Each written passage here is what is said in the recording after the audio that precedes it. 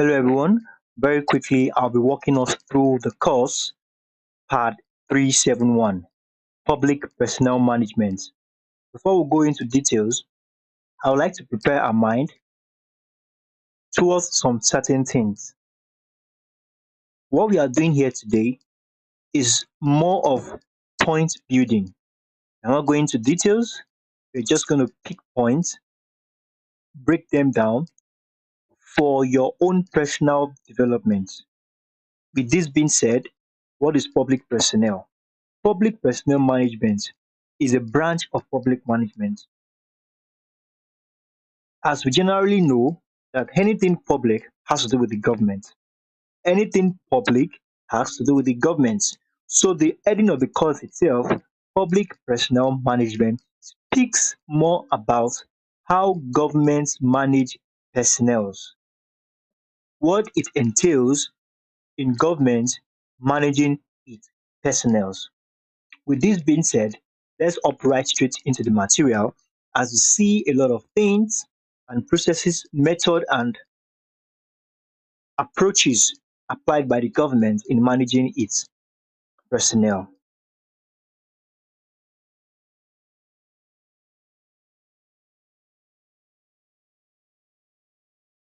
Our module 1, we have the evolution and history of personnel management. Let's keep the introduction, let's keep the objective, let's go straight into it. Now we have the history, the historical perspective. Now, I'll be bringing out points from this historical perspective. As you can see, it's quite cumbersome and there's a lot. But for your own personal development, know this. The historical view of public personnel management. Holistically, the history of public personnel management has been heavily influenced by colonialism, by the British. Now, the public personnel management itself is colonial in nature. Its operation, its method, and everything has to do with colonization. Now, and when we talk about colonization in Nigeria here, we are speaking of the British government. Now, breaking this down, public personnel management before independence was meritocratic in nature. This system is self-imposing, demoralizing, autocratic, and exploitative. As we all know, the British came to the country before it was named Nigeria, came to the African soil and took a lot of things from us. Now, public personnel management has its history in this colonialization. The British came in using some approaches. Now, approaches like what? The British used the natives as staff officers. The British subordinates themselves are referred to line officers. Now, these line officers act as authority over staff officers. Now, these staff officers are natives of Africa that the British uses to coerce authority to get what they want. They use them as against their will get what they want. So that's why I said the nature of public personnel, the history and the nature of public personnel management is colonial influenced and it's meritocratic in nature. Now, the civil service was a unified system then, unified system in the sense that the line officer, which are the British subordinates, uses the staff officer and they use them to carry out their activities. They use them in reaching out to the authorities, the obas, the people in the obas, the chiefs, and the likes. So, sometimes, or maybe most time, these natives are used as against their people. And that's why we can say conclusively that it was authoritative in nature and exploitative, and it's dehumanizing. But when we speak of public management, public personnel management after independence, this is when we have introduction of new systems like regionalization of public service, that was in 1954, and nigerialization in 1957. Now the two terms regionalization and nigerialization are used or can be used as we can refer to them as process. We can refer to them as process whereby the transferring and the replacing, as you can see here, public personnel after independence. We can refer to this term neutralization and regionalization as the process whereby British, like what we said the other time, the line officers, the British personnel in administration are being replaced by indigenes. Now, I say it's a process of transferring or replacing colonial civil service into a Nigerian one. They replace expatriates by indigenous ones. That's just the summary of the two terms. So, without wasting much of our time, let's just head into some other things.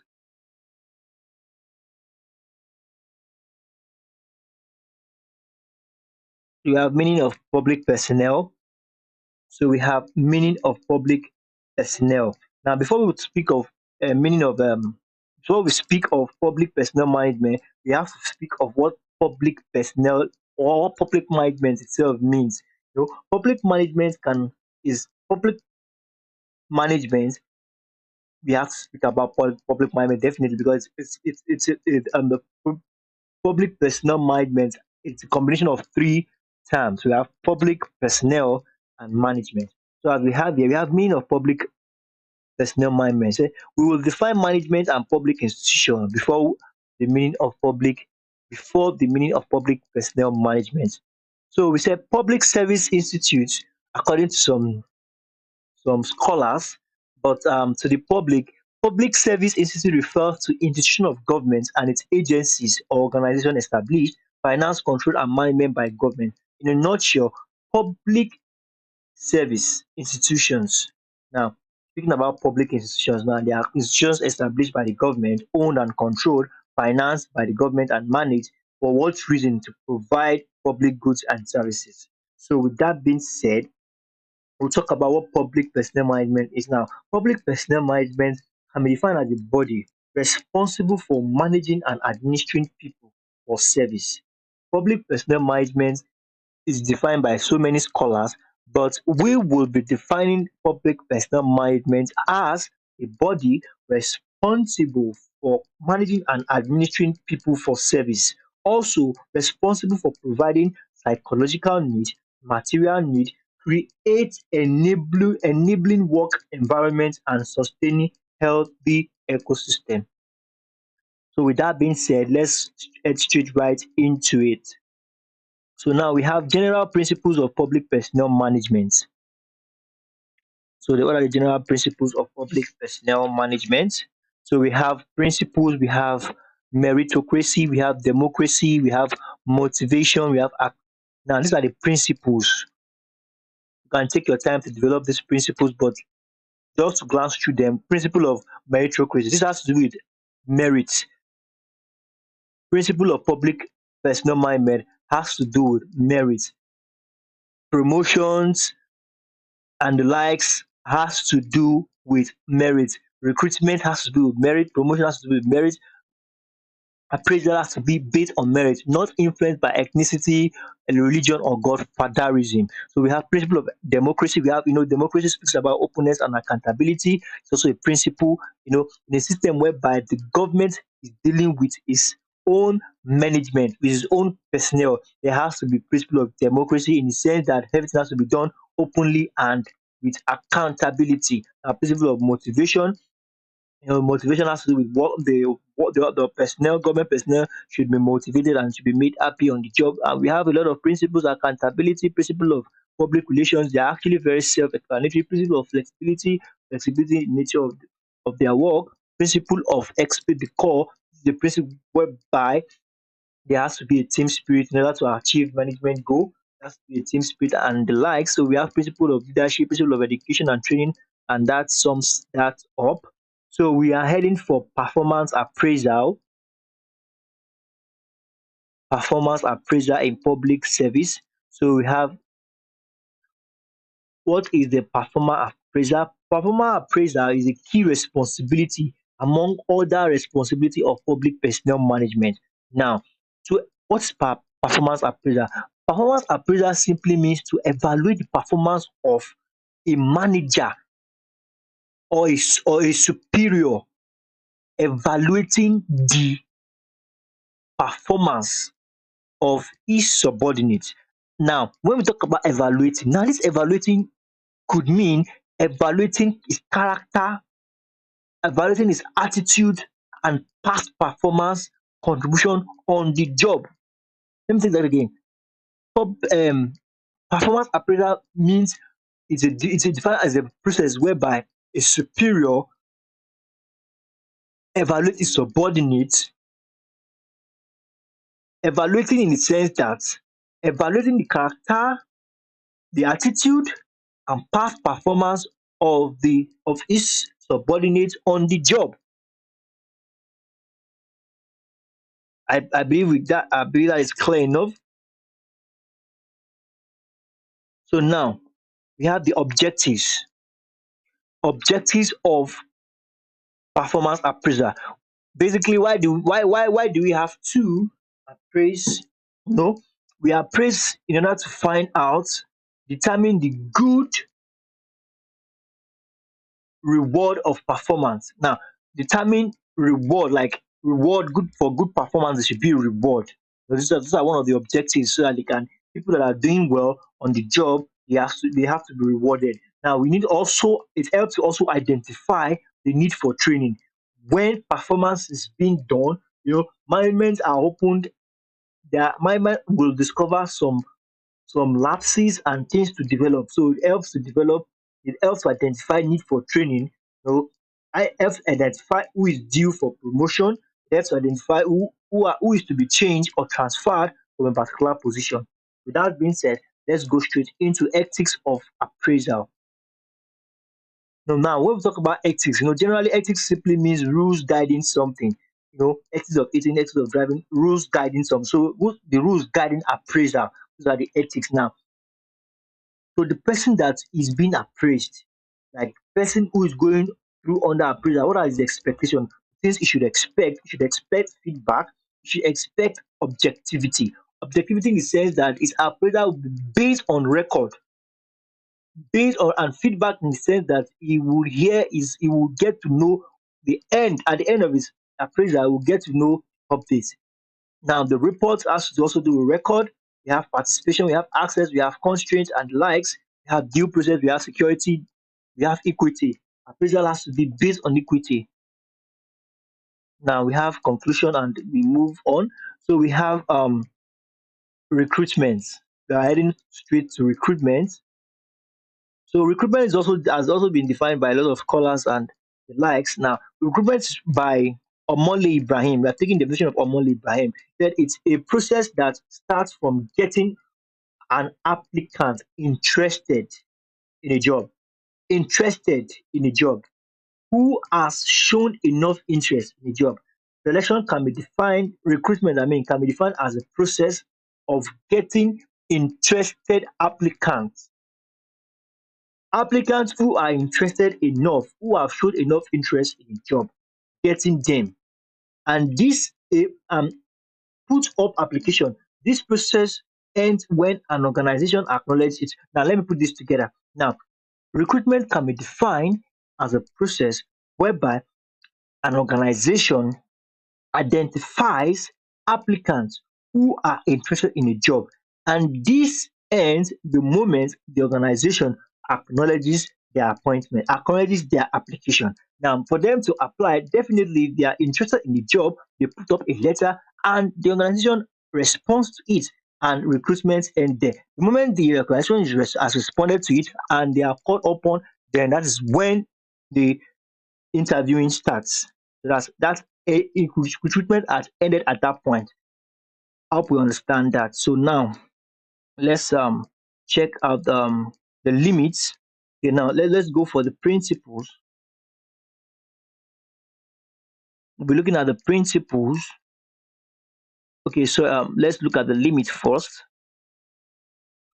Okay, now I'll be looking at the limits of selection. We have the field of the limit of recruitment. I mean, we have the field, we have the school. You know, schools produce a lot of graduates every now and then. We have citizens, we have place of origin, we have age limit. All these points, there are things you can easily develop. Now we have method of recruitment. We have traditional method. What was highlighted in this material was traditional method. We have and this traditional method simply means advertisement in newspaper, pasting of notice in bulletins, board for public buildings and other. Con- that's the traditional way of method of recruitment. So we have recruitment policies. So we have the policies as attract sufficient and sustainable employees to apply for a vacancy in an organization. That's the principle. As a principle of recruitment. That's just to attract sufficient and sustainable employees to apply for a vacancy in an organization. So we have policies. Okay, advertise in all vacancies, reply to every job applicable. Okay, so those are the recruitment policies. As you can see, then we have aim to all process applications, seek candidates on the basis of their qualification. These are the principal. Organization will not discriminate unfairly. Okay, we discriminate unfairly against applicants with a criminal record, knowingly make any false or exaggerated claims. Okay, these are what the organization will not do. And speaking of the principle, aim at to ensure every position invited for interview will be give every person invited for interview will be given a fair and thorough hearing. So are the principles of recruitment. So that's just it for that. And we can then move on to we've spoken about the method, so we can then move on to what we have here, method of performance appraisal. We have the method of performance appraisal. We have the graphic rating method. This graphic rating method is a popular rating method. Method of performance appraisal. Well, performance appraisal now, performance of personnel on the job. Now the appraisal process is out when you identify who is due for reward, and when you get to know, you begin to check record of the character, the attitude, and past contribution and experience of past contribution of an of personnel on the job. So we have methods now. We have the graphic rating method, which is one of the most popular rating methods. And this technique measures two major areas of employee work characteristics. Yeah. Basic work characteristics such as his knowledge or our knowledge on the job, initiative, loyalty, dependency, and we have contribution on the job. And that's the graphic rating method for you. The ranking method is where you rank appraisal method use this supervisor ranks the subordinate from most productive to the least productive. We have the first choice, we have the comparison method, as the name implies, like making construct between two or more persons. We have the critical incident. Rater is expected to show incident sites. Example, work situation in which employees being evaluated show positive or negative influence. Now, this is a critical incident. Situations whereby an employee is required to make decision. Was the decision negative or positive, and how does it affect the organization as a whole? We have peer rating method, so you can all develop that. They are actually quite self-explanatory.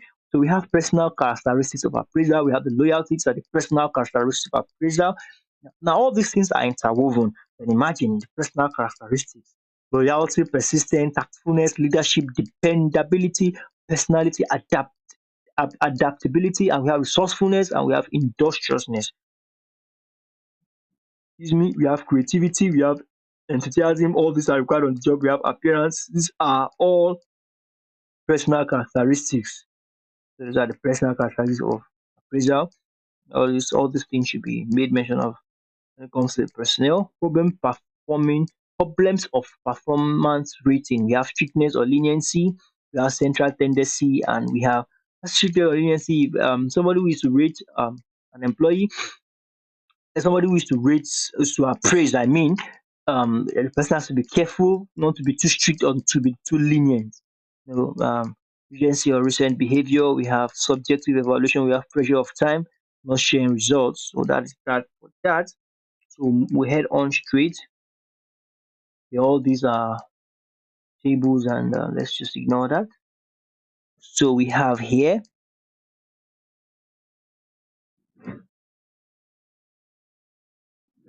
definition of selection. Now we say selection we have, excuse me. So we have selection by GA Cole, the process of identifying of most sustainable applicants. Selection, the process of identifying the most suitable applicants. I mean, selection is a process of identifying. You know, when we speak of recruitment now, recruitment, when you attract the interested person for a job, and the person puts up his application and the company acknowledges his application. Now, selecting now has to do with selecting the most suitable person, the most suitable applicants for the job. So that is that for that. We have examinations, and now in the process of selecting, we have examinations. And examinations is a process whereby is a process whereby you need to the process that involve this. It has to do with selecting, because examination now determines who gets the job. You know, they can you can select about 5% out of 10% out of 20. Now examination now gets you to know who is best fit for the job, top notch for the job. So we have that for examinations. So we have criteria for effective examination. We have 3 points here. Objectivity, be objective, valid. This person has done well, and be reliability. That's it. By reliability, it's about yeah reliability, and we have types of examination. We have the systematic evaluation. So that's just that for that. We have the written test. We have um we have the written test. We have performance test. All those things can be built, or you can develop them. We have physical examinations. So that's that for that. Okay, selection, we've spoken about selection. So that's that for that. So we move straight to the next point. We have internal selection. Internal selection will not be dwelling too much on internal selection because it's quite explanatory. Types of internal selection, we have types of internal selection. We have if there is one major type of internal selection, and this is promotion. Okay, that's it. Promotion. Promotion is quite explanatory. There's not there so much on that. So we have measure and basis for promotion. Now we have comparative performance. Comparative in the sense that a comprehensive list of what you are observing. Anything. Now we have seniority. It is okay. We have examinations. Okay, exams are set, so as many who did well will be promoted. We have trail on the job. Okay, like past experience, transfer and reassignment. Transfer is like we are moving a personnel from one place to another, but still on the same class. Reassignment is reassigning somebody to a duty. That's quite explanatory. So we have the next thing in line. We have fringe benefits. These are little compensations for doing good on the job. Yeah, like fringe, not in depth, like benefit, like little compensation, like supplementary compensation, a form of supplementary compensation on the job as a fringe benefit. Scope of fringe benefits, we have hazard protection, employee service, legal requirements. These are the scope, all these things. When you give all these things, you avoid hazard at place of work, benefits, all these things motivate employers, employees, and philosophy and principles of employee benefits. Employee benefits is quite explanatory. Now we have what is this? We have the rapid growth of such program can be treated as such. Okay, let's not pay too much attention to that. More effective recruitment, okay, improve morale. This seems to be like the advantage. many of which, okay, the company there, however, company cannot record tangible or intangible through various form, okay. Subject of qualification, okay, no, let's just ignore. Principle of employee benefit program. These are the programs, okay. Benefits should be confined to activities, okay. Benefit, all this is speaking about spring benefits still. So benefit should be confined to activities. The benefit program should be characterized by sufficient flexibility, okay. It should be flexible enough. Yeah, and that's that. The cost of the benefit should be calculable. Should be okay. You should be able to calculate it. Economic protection against hazard. Okay, guaranteed annual wage. Okay, that's one of the economic protection. Life insurance. Life insurance like a form of payment for life insurance, maybe after death. Something like that. Say this is about oldest form of employee sponsored employee benefit and return to the company of this particular economic strategy. What people comes from relieving the employee of worry about security of his or her dependent. Okay, relief from worry should enable person to devote greater attention. Okay, credit union, according to Flippo, is an organized group of people who pool their money and agree to make loans. That's what credit union is all about. We have facilitative employee service. Okay, so that's programs. Cafeteria, most important, is like this way you can eat food and from your organization. I mean, and your organization takes care of it. Have child care. All these things are to help improve our work environment and ecosystem. Work ecosystem, employee purchase educational tuition. All these things are quite self-explanatory. We can develop that on our own. Communication for effective management. Why we communicate, pass information. Know what to do, when to do, and how to do it. Why we communicate. Now we have it is through effectiveness in communication that managers is able to do the following: inform, establish, and disseminate information, influence, lead, motivate, and mobilize, activate, direct instructions. These are the major purpose of communication in an organization.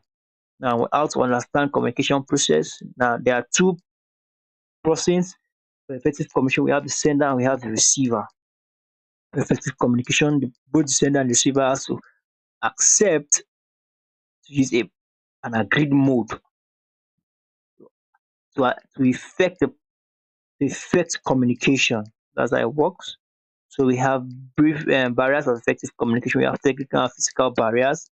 Technical and physical poor means of communication, time constraints. We have socio-psychological barriers. Okay, we have people do not simply encode and decode messages passively. Okay, we have perception. So the just are the barrier. If I'm telling a different message and your perception is different, it's going to be a problem. So that's why it's agreed for the sender and the receiver to choose an agreed method and mode of communication. Now, serial distortion. Okay, points in message where highlighted and say given increased. Okay, there's a commonly referred to serial distortion process. A common problem in large organizations is that the messages from often have traveled long distance and through several okay before a message gets where it's going to has gone through several means. It's either it's been added to or it's being reduced. This happens a lot for as many of us work in organizations. Communication climate. Okay, the mood also can determine open or supportive communication climate.